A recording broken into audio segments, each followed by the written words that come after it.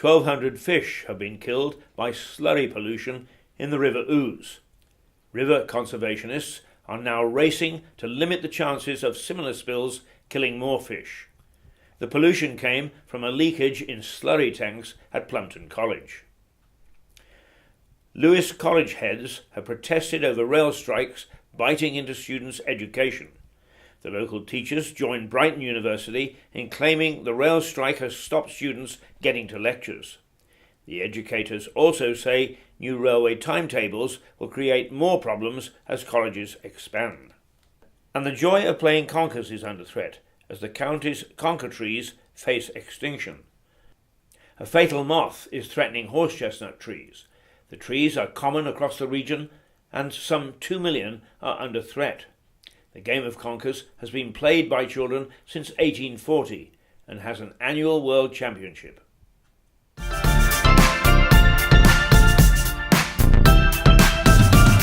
It may be a redundant farm barn on the edge of Lewes, but it's got the collection of the most extraordinary creative things.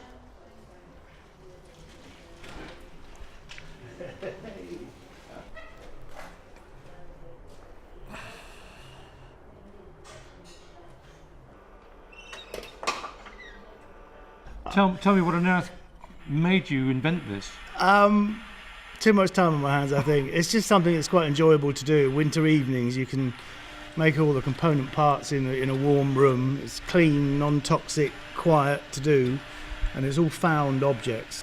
Did you have some sort of concept as to what you wanted to do, or did you just find things and put them together? Actually, I made the room first, that was right, and then we filled the room with various bits and pieces.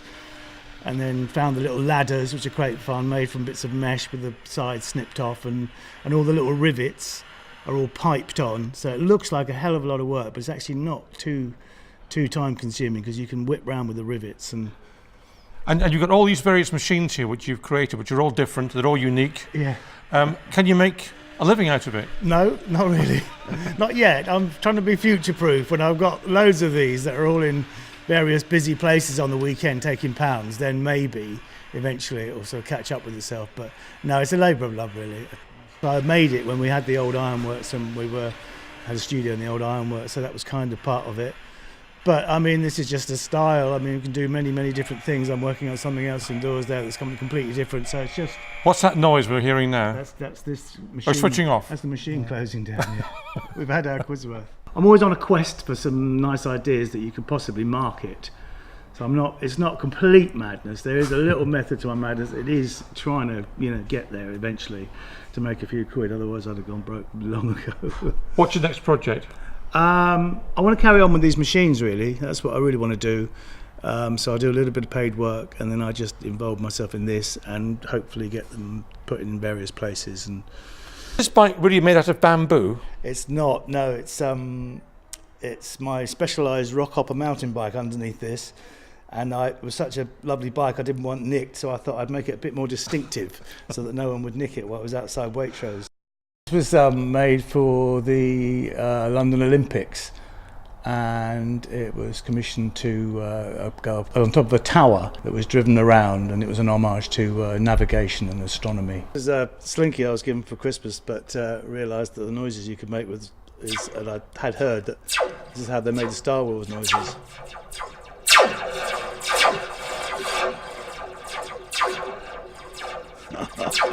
Slinky attached to a drum, basically. What do you call this instrument? It's an inside out, upside down and back to front piano that's been retuned to play all the black notes.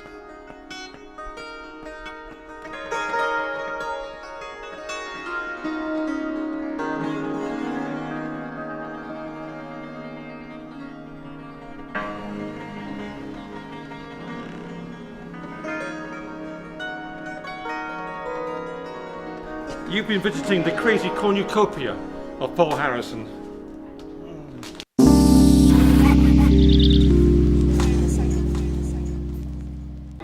I'm here at the Moreland Community Centre in Lewes to find out what Zumba is all about.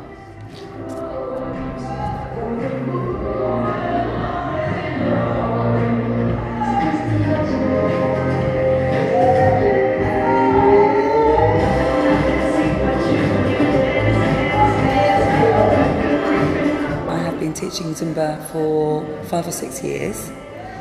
Most of that time in Lewes. I did start pretty early on in Lewes, and I was the first Zumba teacher in the area. So, yeah, been here ages.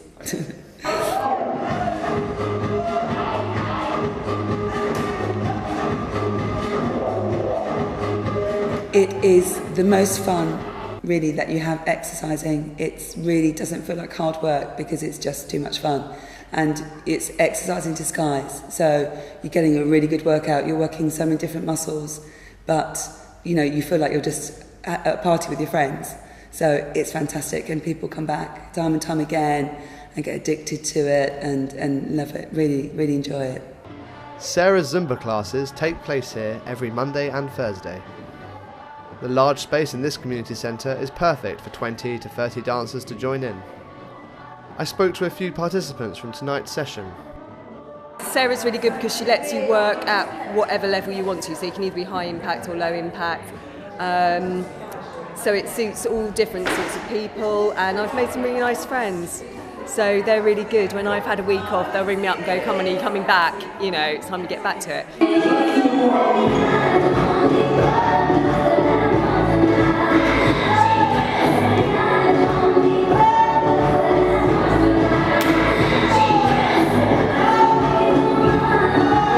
I think it's got a lot of women in Britain doing things they never, and moving to some of this, kind of hip-hop gangster type music. Which they wouldn't otherwise have been exposed to, really, I suppose. I think so, because there's such a wide range of ages.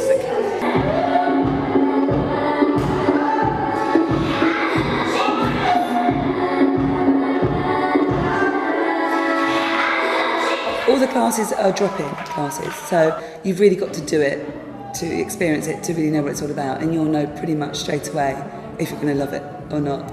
And you just got to come along, and you got to really, let yourself go and just get into the swing of it.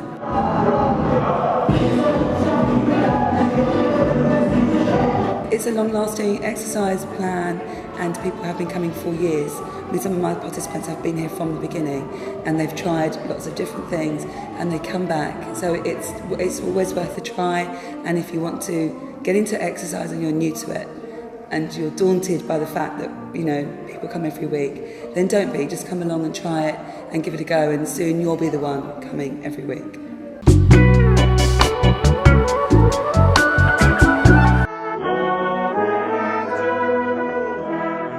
Just down the road, William the Conqueror was crowned king on 25th of December 1066. In 1914, Germans and British troops climbed out of their trenches, sang carols and played football before resuming fighting the next day. And you wouldn't be watching this programme if it wasn't for the birth of the internet on Christmas Day 1990. That's when the World Wide Web was born, www.chalktv.co.uk. But Christmas is also a time for villains.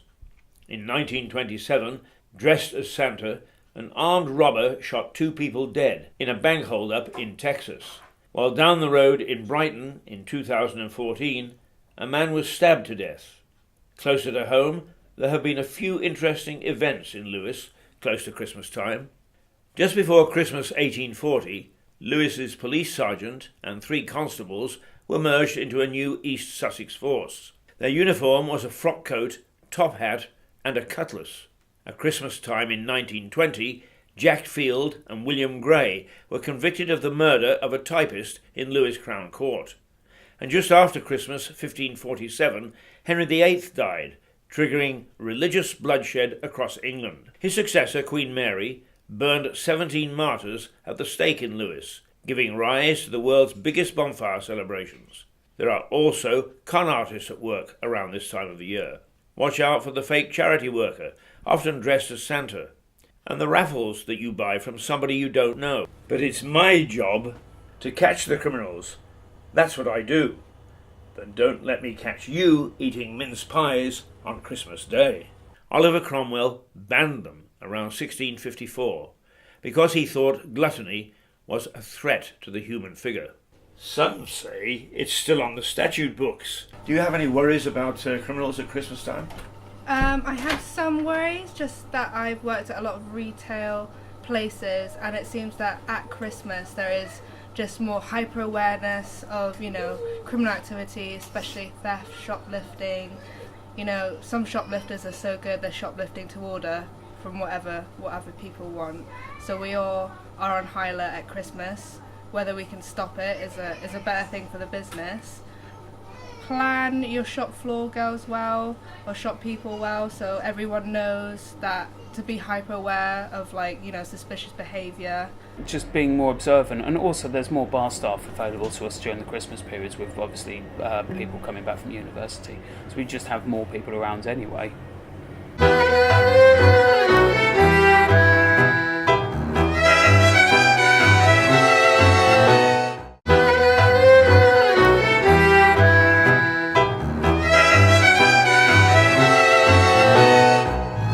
We're in Firle, with its beautiful 13th century church, served by the Vicar of Firle, Blind and Beddingham, Peter Owen Jones. It's a cold December day in Advent, and you know, for some people, Christmas is about presents, baubles and mince pies, and for some, it's about the birth of baby Jesus and goodwill to all. How do we reconcile the two? At Chalk TV, we wanted to cut straight through to the issue, so we brought Santa all the way from the North Pole to meet the vicar. Ho, ho, ho! We are delighted to have the presence of a modern day icon with us here in Sussex. You must be so busy at this time of year. Oh, I am, and it's glad you used the word presents, because right from Santa Land I have a present for you. Oh, this is so lovely. Is ho, ho, ho your strapline, and what does it mean? Ho, ho, ho is a term that was used by my father, and his father before him, and his father before him, and so I haven't a clue what it means. Were you aware when the Chamber of Commerce removed your brain? It was painless, and I was grateful.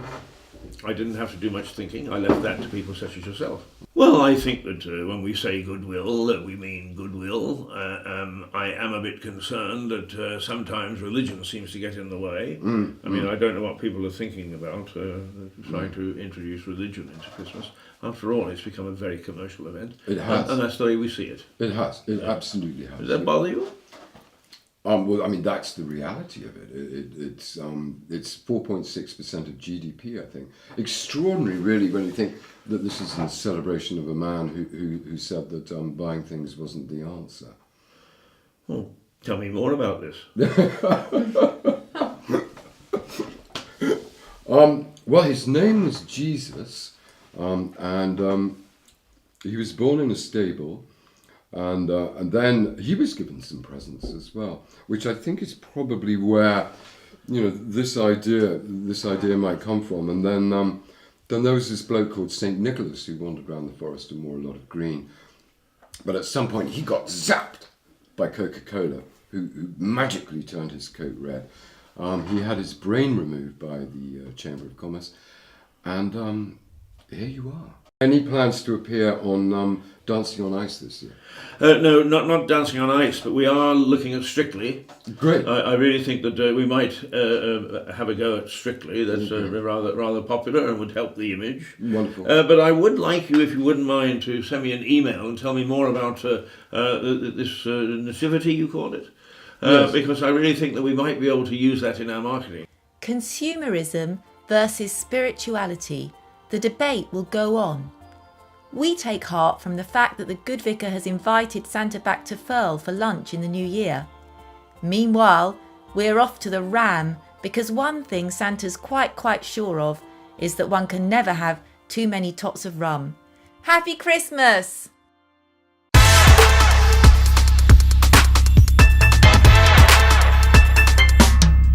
Move over, Prosecco.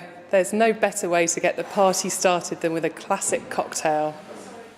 Today we're at Pelham House Hotel with Mark Ridgewell of Taste and Flavour. Mark's the author of Spirits Distilled and a lifelong spirits enthusiast.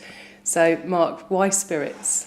As you say, I've been with spirits all my life, starting with Smirnoff about 35 years ago and ending up with taking Maker's Mark out of America around the world. And the last 13, 14, 15 years, I run a company called Taste and Flavour, and we are committed to educating people to enjoy spirits like wines. Full of character, full of distinction, and certainly not as full of alcohol as many people think, because they actually, a gin and tonic, for example, is 1 unit of alcohol, which can be a third of a glass of wine. So we want people to enjoy spirits like products of nature, like wines as products of nature, full of variety, full of interest. And at this time of year, what spirits should we be drinking? Well, the joy of this time of year is that everybody likes to have a bit of fun and to experiment. So this is a golden opportunity to perhaps trial the spirits you think you might not like or you didn't like in the past. And one of the ways of doing that is to have a cocktail. So, Mark, what are we going to be making today? We're going to make a Manhattan, which is a drink based upon American whiskey and an ideal opportunity to introduce people to whiskey who think they might not enjoy it. So James is now going to be making us the Manhattan, and Wild Turkey is the choice bourbon. As I said, Wild Turkey is an ideal choice if you can find no rye whiskey because it's got 16% rye in the recipe. So here we have a good double measure plus a little bit because that's nice, because it's supposed to be a rewarding drink. And then we add the sweet vermouth. If you prefer a drier drink, you can always use dry vermouth, or if you want a perfect Manhattan, you use both. But there's 1 measure of sweet vermouth. The perfect Manhattan is an equal measure of bourbon, dry vermouth, and sweet vermouth. And then 2 or 3 dashes of the world's largest distributed product, alcoholic product, Angostura Bitters.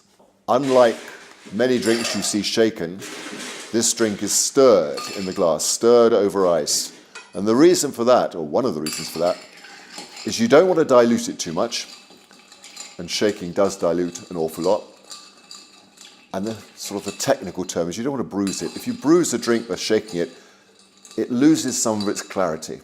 And this drink should sparkle in the glass, as you can see it already is. Could be served in an old-fashioned glass over ice if you want a longer version, but this time James is going to serve it in a martini glass so that it absolutely shines like sort of burnished copper. And there's your Manhattan. Thank you, James. What a beautiful looking drink.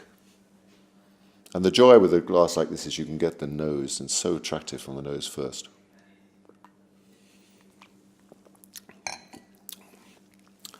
Really rich reward. Definitely have to work hard for a drink like that. Have to have a really hard day's work. But then, that's fantastic. Do you mind? I don't mind at all, Chloe. Always a drink to share. But particularly, a lot of ladies will not necessarily like whiskey. And that will be a fantastic introduction to them. Agreed?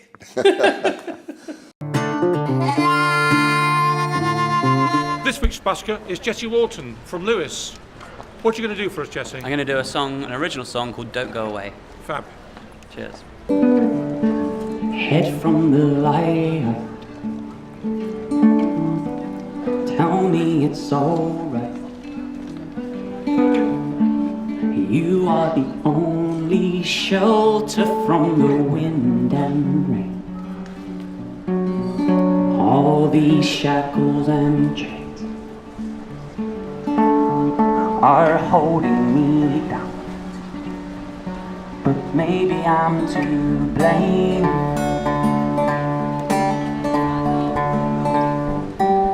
Don't you fear the words I say?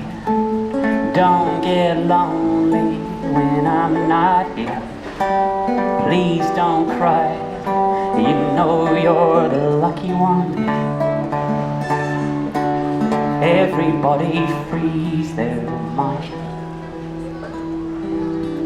sometimes.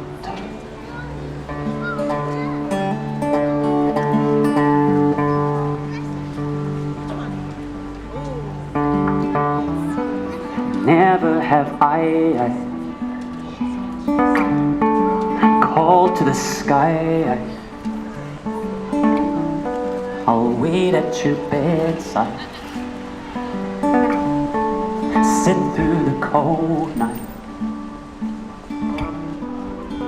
and watch the stars go by, and the morning rise. And in my dreams, well, I wonder what it must be like for the birds that fly. And when we say goodbye, well, I wanna hear you say, don't go away.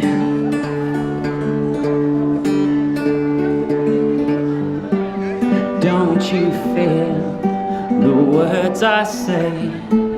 Don't get lonely when I'm not here. Please don't cry, you know you're the lucky one.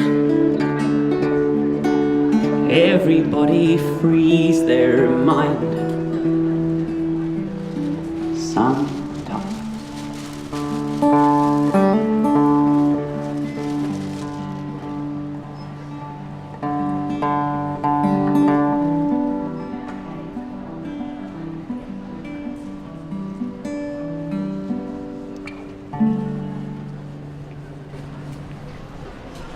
I think it's worth a quid, don't you?